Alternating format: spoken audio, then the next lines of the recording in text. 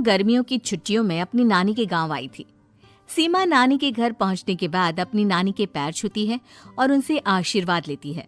तभी उसकी नानी उससे कहती है, इतनी बड़ी हो गई मेरी सीमा, चल जल्दी से हाथ मुंह धो ले, मैं तेरे लिए खाना लगा देती हूँ। भूख लगी होगी ना? हाँ नानी, भूख तो लग रही है मुझे, आपके हाथ के बने हुए पीले दाल और चावल खाने की। कितना टाइम हो गया है मुझे आपके हाथ का बना हुआ दाल चावल खाए हुए। तू तो नौकरी में व्यस्त थी, तो तुझे कहाँ से टाइम मिलेगा अपनी नानी के लिए? और जब इतने टाइम बाद आई है तो ज्यादा टाइम के लिए रुक कर जाएगी तू। हाँ हाँ नानी, इस बार पूरे 2 महीने के लिए आई हूँ। सीमा की नानी अंदर जाकर उसके लिए खाना बनाने लगती है। सीमा कमरे में अकेली होती है, तभी उसे किसी औरत के रोने की आवाज सुनाई देती है। वो कभी खिड़की से बाहर झांकती है तो कभी दरवाजे से बाहर झांकती है। उसे समझ में नहीं आ रहा होता है कि आखिर रो कौन रहा है। तभी नानी खाना लेकर आ जाती है। वो अपनी नानी से कहती है, नानी, कोई औरत रो रही है क्या? मैं जब से यहाँ आई हूँ तब से मुझे यहाँ किसी औरत की रोने की आवाज आ रही है। हे भगवान, कहीं ये वही तो नहीं? बोलो ना नानी। अरे कोई नहीं रो रहा, ये तेरे मन का वहम है। और तू ना अब खाना खा ले, ज्यादा यहाँ वहाँ की बातों में ध्यान मत दिया कर। जल्दी से खाना खा और फिर मेरे साथ आ जा मेरे कमरे में, दोनों बैठकर खूब सारी बातें करेंगे। ऐसे ही अगले दिन सीमा अपनी नानी के साथ गांव के बाजार जा रही होती है। उसी रास्ते में फिर से किसी औरत के रोने की आवाज आती है। वो अपनी नानी से कहती है, अरे नानी, क्या सच में तुम्हें अभी भी किसी औरत की रोने की आवाज नहीं सुनाई दे रही?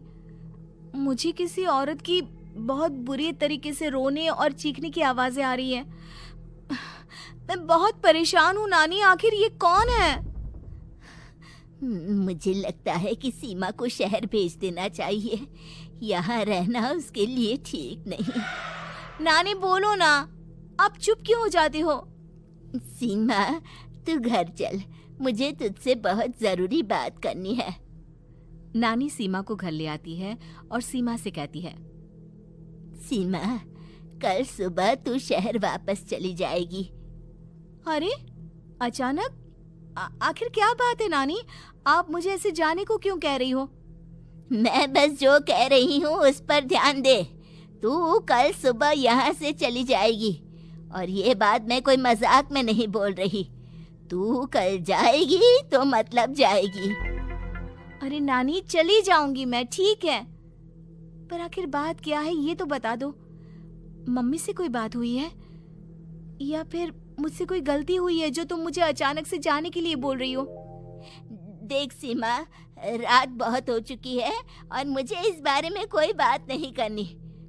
चल, अब चल के मेरे साथ सो जा। सुबह की बस पकड़कर तुझे शहर भी तो जाना है। सीमा को अपनी नानी का ऐसा व्यवहार देखकर बहुत ही अजीब लगता है। उसे कुछ समझ में नहीं आ रहा होता है कि आखिर उसकी नानी उसे अचानक से गांव छोड़कर जाने के लिए क्यों कह रही है। ये सारी बातें सोचते सोचते सीमा की आंख लग जाती है और वो अपनी नानी के साथ सो जाती है। ऐसे ही आधी रात को सीमा को फिर से किसी औरत की रोने की आवाज सुनाई देती है। वो उस औरत की आवाज सुनकर बार बार करवटें बदल रही होती है और तभी उसे सपने में भी एक अजीब सी औरत की परछाई दिखाई देती है, जो इतना चीख चीख कर रो रही होती है कि सीमा डरकर उठ जाती है। वो पूरे पसीने पसीने हो रही होती है। वो अपने आसपास देखती है तो घर में बिल्कुल शांति का माहौल होता है। सीमा घबरा जाती है। वो अपनी नानी को जगाने की कोशिश करती है मगर उसकी नानी नहीं जगती। सीमा को फिर से उस औरत की रोने की आवाज सुनाई देती है। आखिरकार सीमा अपने आप को रोक नहीं पाती और वो घर का दरवाजा खोलकर बाहर निकलती है। आखिर ये माजरा क्या है? आज तो मैं पता करके रहूंगी। अब आवाज का पीछा करते हुए सीमा आधी रात को गांव के चौपाल के पास बने कुएं के पास पहुंच जाती है, जहां कुएं की चारों ओर बेड़ियां लगी होती हैं। उन बेड़ियों में लगे हुए ताले के साथ एक लाल रंग का कपड़ा और माता रानी का कलावा बंधा होता है। उस कुएं में से सीमा को किसी के रोने की आवाज आती है। सीमा परेशान हो जाती है। इस कुएं में कौन है? कौन है यहाँ? सुनो, कौन है? कौन रो रहा है? वो चिल्ला चिल्ला कर पूछती है और साथ ही लोगों को जगाने की कोशिश करती है, मगर किसी को भी उसकी आवाज सुनाई नहीं देती। अब सीमा खुद उस कुएं के पास की बेड़ियों और तालों को खोलने की कोशिश करती है और किसी तरह कुछ देर की मशक्कत के बाद सीमा उसको खोल भी देती है। और जैसे ही वो कुआं खोलकर उसके अंदर झांकती है, सीमा उस कुएं में गिर जाती है। इतने में उसकी नानी की नींद भी खुल जाती है और सीमा को पास ना देखकर नानी परेशान हो जाती है। नानी घबराकर पूरे घर में उसे ढूंढने की कोशिश करती है, जिसके बाद उसकी नानी और सभी लोग उस खूनी कुएं के पास जाते हैं और सीमा की नानी कुएं के पास खड़ी होती है। सभी गांव वालों और सीमा की नानी को सीमा के चिल्लाने की आवाज आती है, बचाओ, कोई मुझे बचाओ। मेरी बच्ची, हम आ गए, हम तुझे बचा लेंगे। नानी, मुझे यहाँ बहुत डर लग रहा है। यहाँ इंसान की कटी हुई मुंडिया, हाथ, पैर और कंकाल है और खून भी है। नानी, मुझे डर लग रहा है। आप सब मेरी मदद कीजिए, नहीं तो ये खूनी कुआं मेरी बच्ची को भी खा जाएगा। अरे मुझे तो ये समझ में नहीं आ रहा कि आखिर इस खूनी कुएं को खोला किसने। सालों पहले इसको इतनी मुश्किलों के बाद तांत्रिक बाबा ने बंद किया था। अरे पूरा गांव खूनी कुएं के बारे में अच्छे से जानता है, तो कोई भी जानबूझकर तो ऐसा करेगा नहीं। मतलब किसी ने अनजाने में इसे खोल दिया है भैया। सीमा को इस बारे में मालूम नहीं था और जब से वो यहाँ आई थी तभी से उसे किसी औरत के रोने की आवाजें भी सुनाई दे रही थी। कहीं सीमा ने ही तो उसे नहीं खोला। अगर ऐसा है तो फिर सीमा का बचना बहुत मुश्किल है। वहीं कुएं के अंदर सीमा रोते हुए बैठी होती है कि उसे आवाज सुनाई देती है जो कुएं के बाहर खड़े गांव वालों में से किसी को सुनाई नहीं देता। आज सालों के बाद मुझे ताजा खून मिलेगा। तेरा खून पीकर आज मैं अपनी प्यास बुझाऊंगा।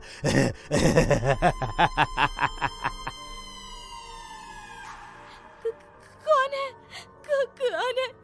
मत मारो प्लीज, मुझे जाने दो प्लीज। मैंने किसी का क्या बिगाड़ा है? वो तुझे मरने के बाद पता चल ही जाएगा।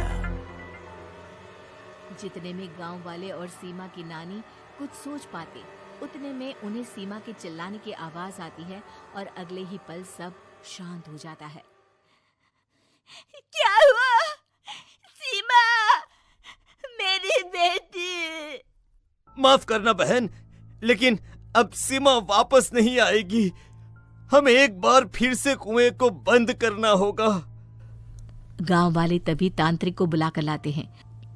एक बार फिर अपनी शक्ति से तांत्रिक बाबा उस कुएं को हमेशा हमेशा के लिए बंद कर देते हैं और वहां एक बोर्ड लगा दिया जाता है कि यहाँ आना मना है। दोस्तों, अगर आपको यह कहानी पसंद आई हो तो कृपया इसे और भी लोगों तक पहुंचाएं। हमारे वीडियो को लाइक करें, शेयर करें और हमारे चैनल को सब्सक्राइब करना न भूलें। ऐसी ही और दिलचस्प कहानियों के लिए हमारे साथ जुड़े रहें। नई कहानी के साथ अगली वीडियो में मिलत।